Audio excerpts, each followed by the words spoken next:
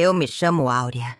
E antes que você pense que essa é só mais uma história de uma senhora comum, preciso te avisar.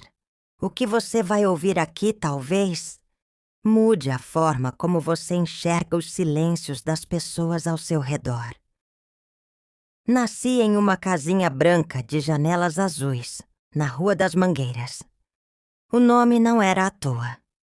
Todo fim de tarde, o cheiro adocicado das frutas maduras se misturava ao som do rádio do vizinho e aos gritos das crianças brincando de roda. Era ali que a vida acontecia, simples, lenta, feliz. Minha mãe, Dona Zulmira, era uma mulher dura, mas justa. Não era de abraços, mas de panelas cheias e palavras certeiras. Meu pai, o seu Odilon, era sapateiro, homem calado, mas com um olhar que dizia tudo o que ele nunca aprendeu a dizer com a boca. Me lembro de acordar cedo com o som da faca batendo na tábua. Minha mãe cortando o cheiro verde para a galinha. E de dormir ouvindo o vento balançando as folhas das mangueiras. Cresci entre essas rotinas. E mesmo sem saber, aquele tempo estava moldando em mim um tipo raro de força. A da mulher que observa. Aguenta.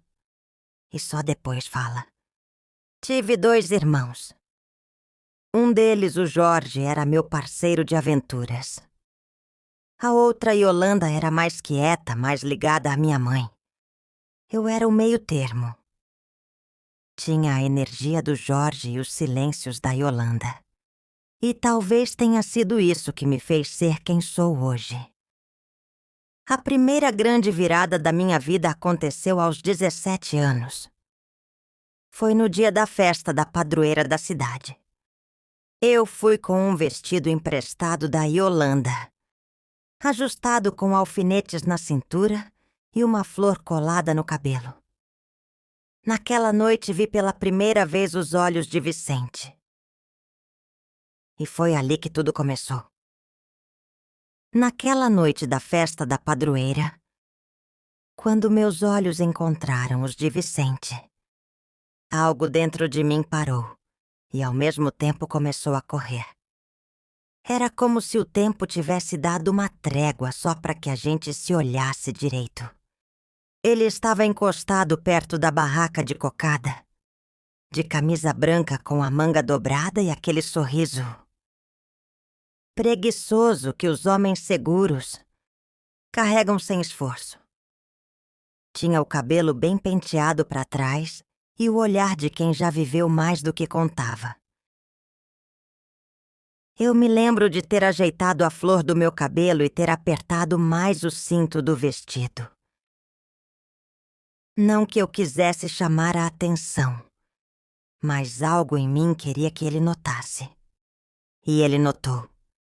Vicente veio vindo devagar, com um passo de quem tem todo o tempo do mundo. Quando chegou perto, falou baixinho. Moça, me concede essa quadrilha? Nem esperei terminar a pergunta. Dei a mão para ele como se já fosse hábito, como se já fôssemos um do outro fazia anos. A música tocava, o povo ria, os casais rodopiavam. E nós dançávamos como se flutuássemos em outra realidade. Ele sabia conduzir. E eu mesmo tremendo por dentro me deixei levar. Naquela noite voltamos para casa andando devagar pela Rua das Mangueiras. Ele me deixou no portão e disse: amanhã passo aqui às 5, se a senhorita me permitir. E eu permiti. E assim começou uma história de amor daquelas que hoje em dia as pessoas duvidam que existam. Vicente era filho do dono da venda da esquina. Trabalhava desde os 12 anos. Sabia fazer conta de cabeça. E tinha um sonho: ter uma borracharia. Dizia que o cheiro de graxa lembrava o pai dele, que tinha morrido cedo demais. Nosso namoro foi simples, mas cheio de encanto. Ele me escrevia bilhetes em papel de pão. Me levava doce de leite enrolado em guardanapo e ria do meu medo de galinha. Quando chovia, a gente corria para debaixo da varanda da casa da minha tia Nena. E ali ficava, ele falando da vida e eu tentando guardar cada detalhe dele para sempre. Não demorou muito e veio o pedido de casamento. Vicente não tinha luxo, mas tinha coragem. E com ele eu topei viver o que fosse. A gente se casou numa manhã de domingo, com a igreja enfeitada de margaridas colhidas no quintal da vizinha. Minha mãe chorou pela primeira vez em público, e meu pai, emocionado, me entregou no altar com olhos molhados e mãos trêmulas. Na festa só teve arroz com frango, refrigerante de groselha e um bolo de 3 camadas feito por Dona Cecília, a doceira da rua. Mas para mim foi o dia mais bonito da vida. Mal sabia eu que depois daquele dia, o destino começaria a testar a resistência do nosso amor. Me casei com Vicente aos 23 anos. Era uma manhã de sol, como já contei. Mas o que eu não disse foi o que veio depois. Aquela parte que os livros não escrevem, que as novelas não mostram e que só quem vive sabe. A realidade. Nos mudamos para uma casinha de 2 cômodos nos fundos do terreno do seu Joaquim. O açougueiro. Ele nos cobrou um aluguel baratinho. Mas em troca, Vicente tinha que ajudar nas entregas aos sábados. E ele nunca reclamou. Eu, por minha vez, arrumei trabalho lavando roupa para fora. Eram pilhas e mais pilhas de calças encardidas, vestidos manchados e lençóis de famílias inteiras. Eu lavava tudo com sabão de soda que eu mesma fazia. As mãos ficavam grossas, os dedos enrugados. Mas meu coração, cheio de esperança. Vicente saía cedo. Primeiro fazia os bicos na venda do pai. Depois ia ajudar o compadre Bento na borracharia que tinha à beira da estrada.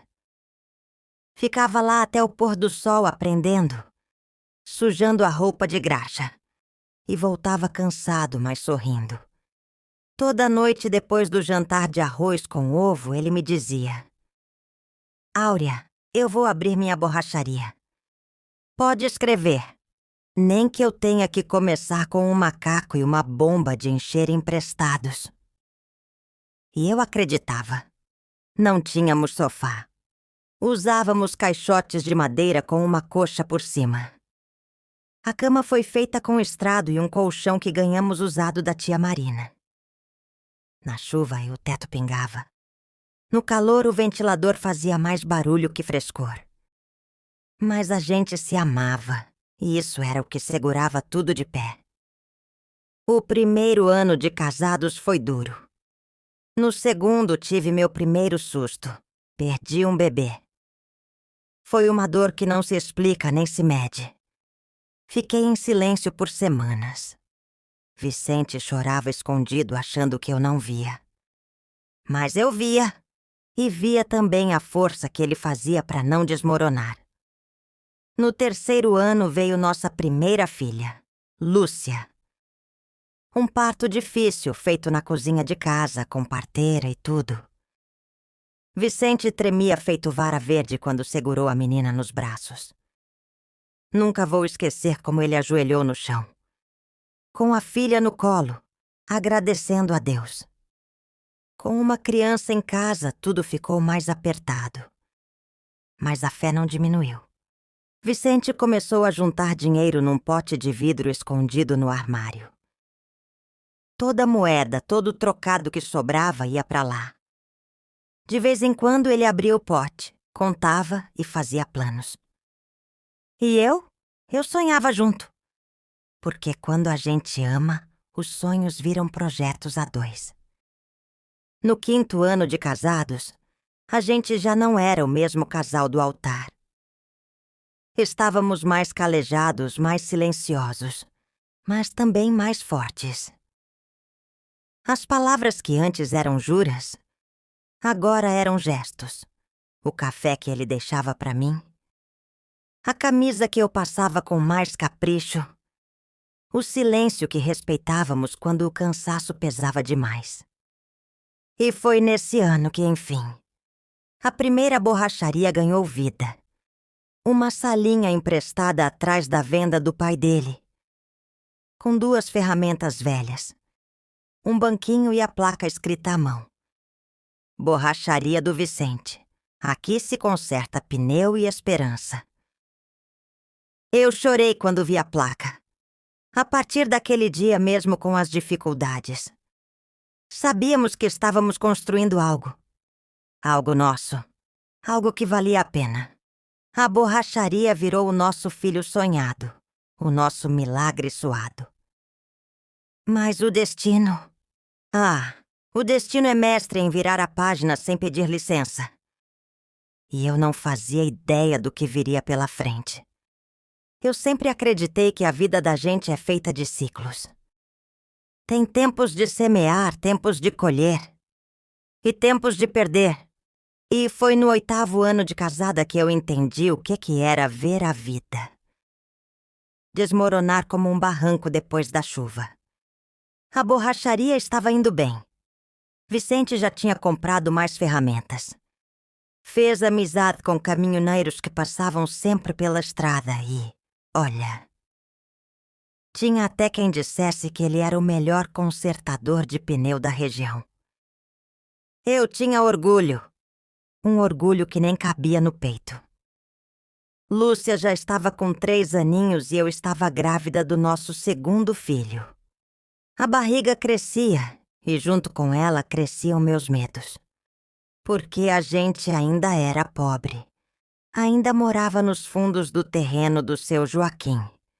E agora a renda tinha que sustentar mais uma boca. Mas até ali, a fé ainda vencia o medo. Foi então que a tempestade veio, literalmente. Naquela madrugada, a chuva caiu sem dó. Era como se o céu estivesse desabando com raiva. Relâmpago atrás de relâmpago. O vento uivava nas frestas da janela como se quisesse arrancar a alma da casa. Eu me lembro de abraçar Lúcia, enrolada num cobertor, enquanto o telhado rangia como se fosse ceder. Vicente saiu no meio da chuva para tentar proteger a borracharia com uma lona. Eu implorei para ele não ir. Fica, pelo amor de Deus, Vicente. É só um lugar, é só madeira e ferramenta. Mas ele me respondeu com aquele jeito firme que só ele tinha. Não, Áurea. É o nosso futuro. Eu volto logo. Ele voltou. Encharcado, com os olhos vermelhos. Perdi tudo. O barranco atrás da borracharia tinha deslizado. A enxurrada entrou por baixo, levou as ferramentas, quebrou tudo. O que sobrou foi lama e destroço. Naquela noite, quando ele se deitou ao meu lado, o homem forte que eu conhecia chorou como menino. Chorou pelos sonhos, pelo trabalho, pela vergonha. E eu não disse nada. Só fiquei ali, com a mão na barriga, sentindo o bebê mexer. E uma parte de mim, querendo acreditar que aquele movimento era sinal de que a vida continuava. Os dias que vieram depois foram os mais difíceis que já vivi. Vicente entrou num silêncio fundo. Saía cedo, voltava tarde, mas não olhava mais nos olhos. Deixou de ir à igreja, deixou de sorrir. Ele tentou retomar o trabalho, mas sem ferramenta, sem dinheiro, sem ânimo. Nada andava. Eu comecei a costurar para fora. Pegava bainha de vestido, ajuste de calça, o que fosse. Com a barriga enorme sentada na cadeira de madeira, empurrando o pedal da máquina velha com o calcanhar. Eu ia costurando linha por linha, esperança por esperança. Mas a comida foi ficando pouca. O leite da Lúcia racionado. A luz da casa cortada 2 vezes. E o aluguel atrasado. Eu olhava para o céu muitas vezes e perguntava: Deus, o que mais o Senhor quer de mim? Mas mesmo assim eu não deixava a menina ver meu desespero. Sorria para ela, contava histórias, fazia boneca de pano. Porque eu sabia que, no fundo, era da minha força que a casa se sustentava. Foi nesse tempo que, numa manhã qualquer, aconteceu algo que mudou tudo. Uma senhora bateu à porta. Era a dona Marlene, esposa do pastor Elias. Ela vinha trazer uma sacola com mantimentos e uma mensagem. Deus mandou dizer que o tempo de recomeço está perto. Mas vocês precisam se perdoar. Eu não entendi de imediato. Mas naquela mesma noite Vicente se ajoelhou diante de mim e disse: Áurea, me perdoa por ter desistido. E eu chorei. Chorei como se aquele perdão limpasse a lama, lavasse a alma, refizesse a estrada. Foi naquele perdão que começamos de novo. Mas esse recomeço... ele viria com mais surpresas do que eu imaginava. Depois daquela noite do perdão, alguma coisa mudou dentro de mim. E dentro do Vicente também. Era como se o peso que carregávamos há meses tivesse sido tirado dos nossos ombros. A dor ainda estava ali, as contas continuavam em cima da mesa. A barriga ainda crescia a cada dia. Mas havia algo diferente. Esperança. No domingo seguinte voltamos à igreja. Eu, segurando a mão da Lúcia, e Vicente, meio cabisbaixo, entrou atrás de nós. A igreja estava cheia, como sempre. Mas quando o pastor Elias nos viu, ele parou a pregação por um instante e disse: Irmãos, quando Deus restaura, Ele faz tudo novo. Recebam o casal Vicente e Áurea com amor, porque eles são exemplo de perseverança. Eu chorei, Vicente chorou. A igreja inteira se levantou para nos abraçar. E ali, no meio daquela simplicidade toda, eu entendi que a gente não recomeça sozinho. Naquela semana sem que eu esperasse, uma das costuras que fiz para a dona Marlene, um vestido azul claro, com flores miúdas, chamou a atenção de uma senhora da cidade. Ela era dona de um ateliê pequeno e perguntou quem tinha feito o acabamento da gola. Dona Marlene me indicou. No outro dia, a tal senhora apareceu lá em casa. Você faz sob medida? Ela perguntou. Fiquei nervosa.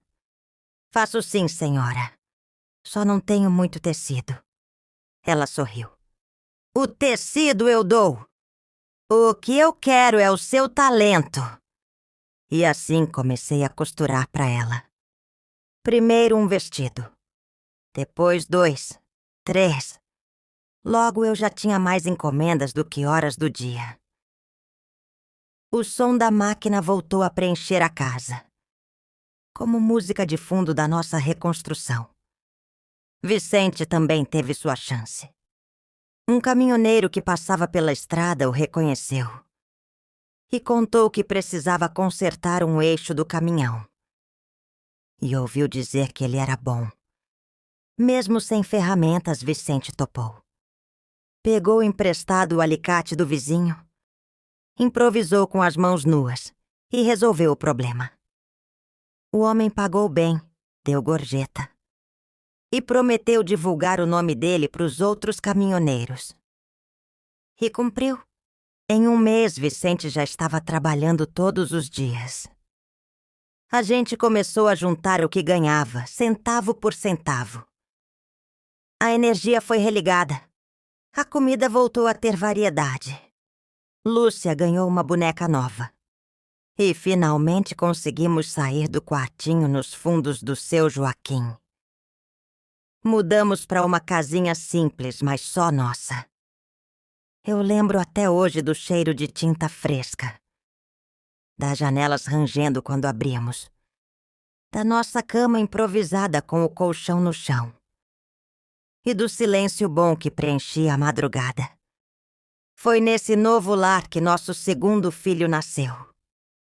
Um menino forte, chorão, que Vicente quis chamar de Esperidião, em homenagem ao avô.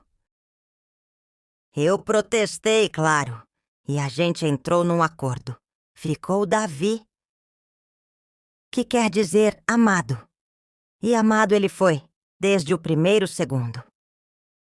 Quando o peguei nos braços pela primeira vez, ainda cansada, com os olhos cheios d'água, olhei para cima e disse: "Obrigada, meu Deus, o Senhor não falhou."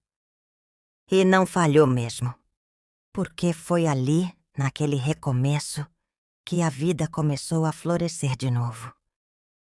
Mas o mais bonito de tudo era ver como a gente tinha mudado. O Vicente já não era só o homem trabalhador. Era o pai presente, o marido que me ajudava a dobrar roupa, o homem que orava baixinho antes de dormir. Eu já não era só a costureira. Era a mulher que sobreviveu à tempestade. A fé que nos sustentou até ali crescia dentro da gente como raiz em terra firme. E mal sabíamos que depois desse recomeço, a vida ainda tinha muitos milagres guardados para nós. O tempo passou mais rápido do que eu gostaria. Davi cresceu depressa. Lúcia também. E com eles vieram novas preocupações, novos aprendizados, novas alegrias. Mas havia algo diferente naquele menino. Algo que no fundo da alma eu sabia que não era comum. Davi tinha um olhar sereno demais pro tanto de vida que ainda não tinha vivido.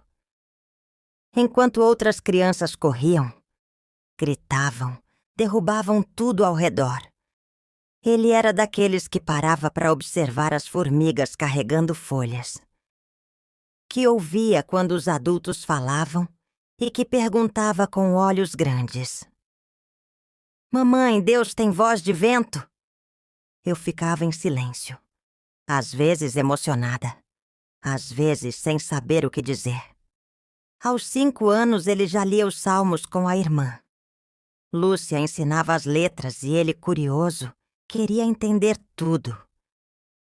Uma noite ouvi os dois deitados na rede da sala e ela leu em voz alta: "O Senhor é o meu pastor e nada me faltará." E Davi respondeu como se compreendesse de verdade: "Se ele é o pastor, então eu sou o carneirinho, né, Lúcia?" Sorri sozinha no quarto. Aquela criança tinha algo de especial. E não era só minha intuição de mãe. Até Dona Marlene dizia: "Esse menino tem uma luz diferente." Ele vai longe, Áurea. Mas por mais que o coração se enchesse de esperança, a vida ainda era dura. A costura pagava as contas, mas mal sobrava. Vicente trabalhava de sol a sol consertando caminhões. Mas os ossos já doíam e às vezes voltava mancando. Os olhos fundos de cansaço. Num final de tarde, Davi, então com 8 anos, chegou correndo da escola com um folheto na mão. "Mamãe, vai ter um concurso de redação. Quem ganhar vai estudar de graça numa escola lá da capital." Tomei o papel com cuidado. Era mesmo verdade. A escola estadual onde ele estudava participaria de um projeto estadual que oferecia bolsas para jovens talentos. Fiquei feliz e ao mesmo tempo com medo. Aquilo parecia grande demais. "Mas é só pra gente rica, meu filho."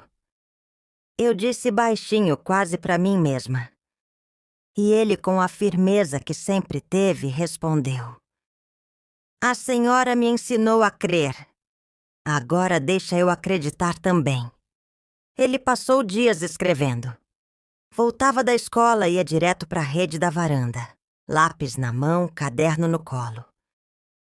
Pediu a Bíblia emprestada, pediu o dicionário da Lúcia, pediu ajuda até com palavras difíceis. E escreveu, reescreveu, apagou, escreveu de novo. Na véspera da entrega, me chamou. Mamãe, posso ler para a senhora? Sentei ao lado dele e ouvi com o coração disparado o texto que ele escreveu. Era uma carta endereçada a Deus. Começava assim. Querido Deus, meu nome é Davi e eu sou pequeno, mas sei que o Senhor me ouve. A minha mãe diz que fé é continuar mesmo quando a gente não vê. Então, eu escrevi essa carta porque acredito que o Senhor pode abrir uma porta para mim. E que através de mim eu possa abrir portas para outras pessoas também. Eu chorei como há muito não chorava. Dias depois a professora ligou. Davi tinha vencido o concurso. O texto dele foi escolhido entre dezenas, enviado para a capital, e ele fora selecionado. A bolsa cobria tudo: escola, uniforme, livros, transporte. Um milagre puro e simples. No dia da viagem, arrumei a mochila dele com todo o cuidado do mundo. Ele me abraçou forte e disse: Mamãe, eu vou voltar um dia. Mas quero que a senhora prometa que vai continuar costurando. Porque um dia vou ter uma loja bem grande e vai ser tudo com as roupas da senhora. Eu ri, chorando. Ver meu filho partir foi como arrancar um pedaço do peito, mas era por um bem maior. E no silêncio que ficou em casa, eu entendia.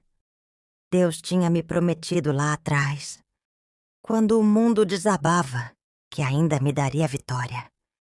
E estava cumprindo. Davi partiu com uma mochila, um caderno e um sonho. E nós ficamos com a fé, a saudade e a certeza de que o nosso recomeço tinha dado frutos.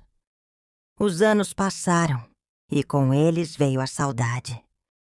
Saudade de Davi, do riso leve que enchia a casa, dos bilhetes rabiscados deixados pela casa, dos abraços apertados antes de dormir. Mas mais do que saudade, havia uma esperança silenciosa crescendo dentro de mim.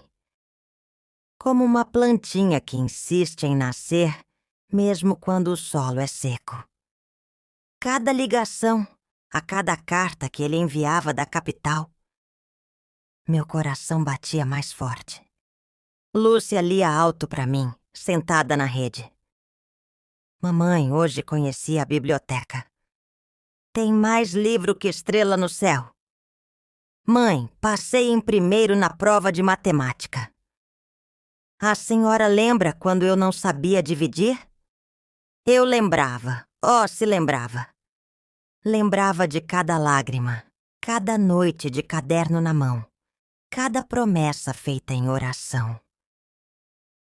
Deus não esquece. E eu sentia dentro do meu peito cansado que a promessa estava se cumprindo diante dos meus olhos. Lúcia também floresceu. Estudou, virou professora. Casou com um rapaz bom, trabalhador, que a respeitava. O nome dele era Tiago, e quando ele veio pedir a mão dela, chorou mais do que ela. Dona Áurea, eu quero honrar tudo o que essa mulher representa. A senhora criou uma rainha. Eu só pude abraçar os dois e agradecer. Mas o dia que eu mais esperei ainda estava por vir.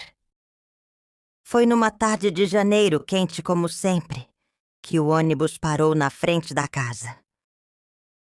Eu estava costurando uma barra de saia quando ouvi a buzina. Lúcia correu até a janela e gritou: Mãe, é ele! É o Davi! O coração quase saiu pela boca. Soltei a costura, me levantei apressada, as pernas meio bambas. Quando abri o portão, Lá estava ele, meu menino, agora homem. Alto, bem vestido, com um sorriso que ainda era o mesmo de quando tinha 8 anos. Ele correu e me abraçou com tanta força que pensei que fosse desmaiar de emoção. Mamãe, eu voltei. E voltei para cumprir minha promessa. Nos sentamos depois do jantar, os 4. Eu, ele, Lúcia e Tiago. E ele contou tudo. Se formou em administração, fez estágio numa grande empresa. Foi promovido, trabalhou como gerente e, com a ajuda de um investidor que acreditou nele, montou a própria loja de roupas. Mas não é qualquer loja, mãe. É uma marca. A minha marca. E sabe como se chama? Dona Áurea, em sua homenagem. Eu não sabia se chorava, se ria, se desmaiava. Davi puxou uma caixa do carro. Dentro estavam 3 vestidos, costurados à mão. Um com tecido florido como os que eu usava quando era jovem. Outro com uma renda delicada que lembrava as que eu comprava parcelado. E o último era azul. Do mesmo tom do vestido que eu costurei no dia que consegui. O meu primeiro pagamento como costureira. Eu trouxe para a senhora. Quero que seja a primeira a vestir minha coleção. Eu me olhei no espelho, com o vestido azul no corpo. Era como se o tempo tivesse voltado. Como se toda a dor, todo o esforço, todo o silêncio das noites costurando embaixo da lamparina tivessem valido a pena.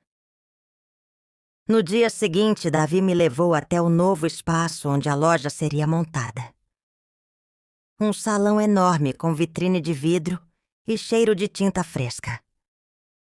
Na parede, uma fotografia minha jovem, sentada na máquina de costura com os dizeres: tudo começou com ela. Naquele momento entendi. A vida às vezes nos quebra em 1000 pedaços.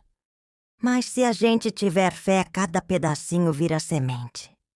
E quando a gente menos espera, as sementes florescem. Florescem no tempo certo. E naquele dia, eu vi minha semente se transformar em árvore frondosa, cheia de frutos e sombra boa. Depois daquele reencontro com Davi, os dias pareceram mais leves.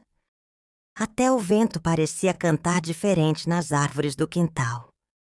Eu me pegava sorrindo à toa, relembrando o passado como se ele tivesse finalmente feito as pazes comigo. Mas eu nunca fui mulher de ficar parada, nem quando as pernas doíam, nem quando a vida pesava. E agora, com a alma em paz e o coração cheio, eu sentia que ainda havia mais por fazer.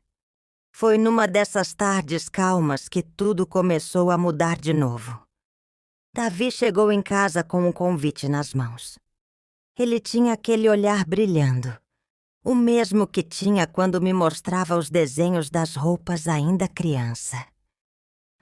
Mãe, a prefeitura quer homenagear a senhora. Eles ficaram sabendo da sua história. Querem fazer uma exposição das suas costuras e dar um prêmio de reconhecimento por tudo. O que a senhora representa? Na hora, eu quis recusar. Eu sou só uma costureira, meu filho. Fiz o que era preciso. Não mereço isso tudo. Mas Davi segurou minhas mãos com firmeza. Mãe, a senhora é mais que isso. A senhora é uma inspiração. A sua história é a história de muitas mulheres que não tiveram voz. E agora é hora do mundo ouvir. A notícia se espalhou rápido. O salão comunitário da cidade foi decorado com tecidos antigos. Painéis com fotos da minha juventude. Cadernos com moldes desenhados à mão e até minha velha máquina de costura. Foi colocada em exposição. como se fosse uma relíquia sagrada. No dia do evento, o salão estava lotado.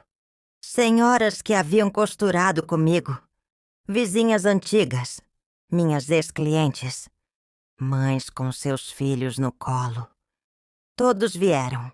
Lúcia estava linda, vestindo um dos modelos da coleção Dona Áurea. Davi, ao meu lado, parecia mais nervoso que eu. Quando fui chamada ao palco, minhas pernas tremiam. A prefeita pegou o microfone e começou a contar minha história, com tanto carinho que lágrimas caíam dos olhos de gente que eu nem conhecia. E então ela disse: "Hoje homenageamos as mãos que nunca pararam. As mãos que teceram sonhos, costuraram dignidade e bordaram amor no tecido da vida de tanta gente. Recebi o prêmio com as mãos trêmulas, mas o coração firme. Um troféu simples de madeira com uma tesoura em miniatura esculpida no topo. Mas para mim ele pesava como ouro. Naquela noite, quando voltei para casa, sentei na varanda e olhei para o céu. Lembrei da minha mãe, do meu pai, da minha infância e agradeci, porque mesmo quando eu achava que a vida só me dava linha curta e pano apertado, Deus costurava por trás com paciência. E hoje eu via o avesso dessa história e estava limpo, bonito, cheio de propósito. No dia seguinte recebi outra surpresa. Davi me contou que a marca estava crescendo e que queria abrir uma filial em outra cidade. Mas, mãe, dessa vez quero que seja mais que uma loja.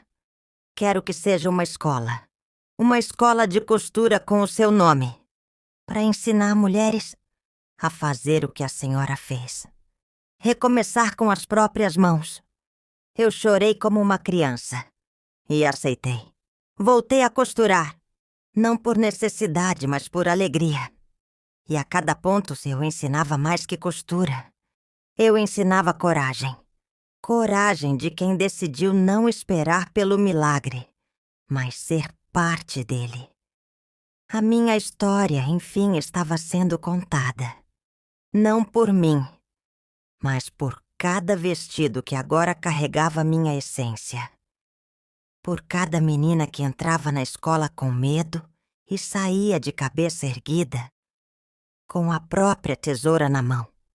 E assim, mesmo com o tempo passando, minhas mãos nunca pararam.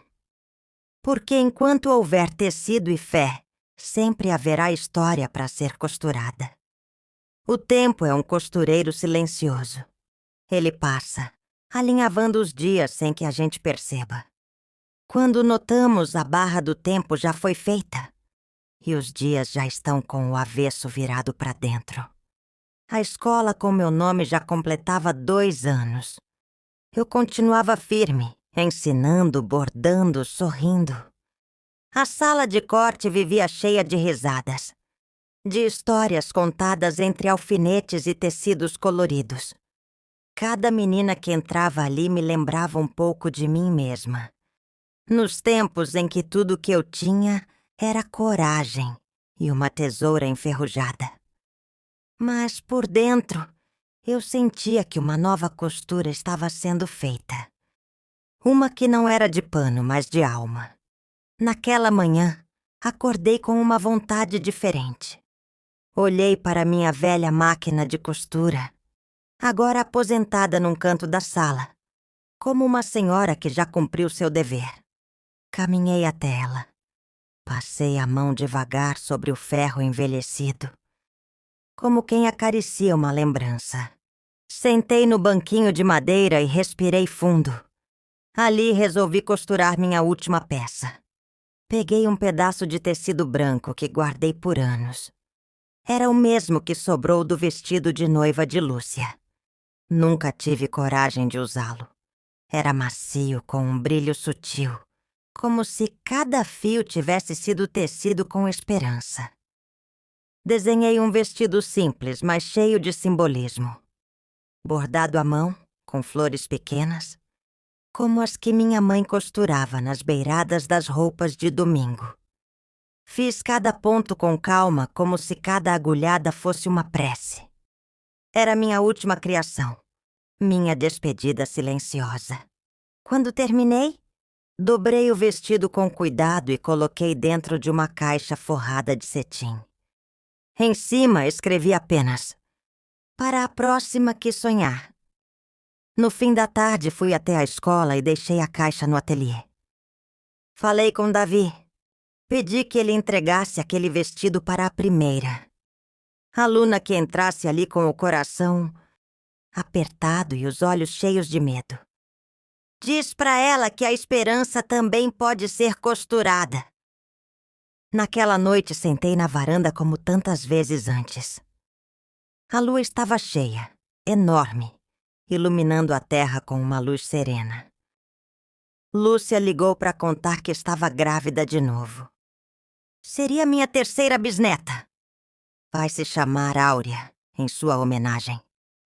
Chorei em silêncio, não de tristeza, mas de gratidão. A vida me ensinou que nem sempre temos o pano que queremos. Mas Deus sempre nos dá a linha necessária para costurar algo novo. Senti o vento bater leve no rosto como uma carícia. Olhei para o céu e disse em voz baixa: "Obrigada, Senhor. Minha missão está feita." No dia seguinte não costurei mais. Não precisei. Minha obra já estava pronta, espalhada nas mãos das mulheres que agora sabiam costurar os próprios caminhos. E assim termina minha história. Mas cada ponto que fiz, cada nó que desfiz, cada linha que puxei com dor ou alegria, vive hoje em cada mulher que ousa recomeçar. Porque a vida, meu bem, é isso. Uma peça única feita sob medida. Pelas mãos de Deus com a coragem da gente. Se você sentiu seu coração bater mais forte ouvindo a minha história, se em algum momento se enxergou nas minhas palavras, ou lembrou da sua própria caminhada, então eu te convido de todo o coração a se inscrever neste canal. Aqui cada história tem alma, tem verdade, tem vida. Vem caminhar comigo, vem fazer parte dessa nossa família cheia de fé, coragem e esperança. Clica no botão de inscrever-se, ativa o sininho e vamos seguir juntos.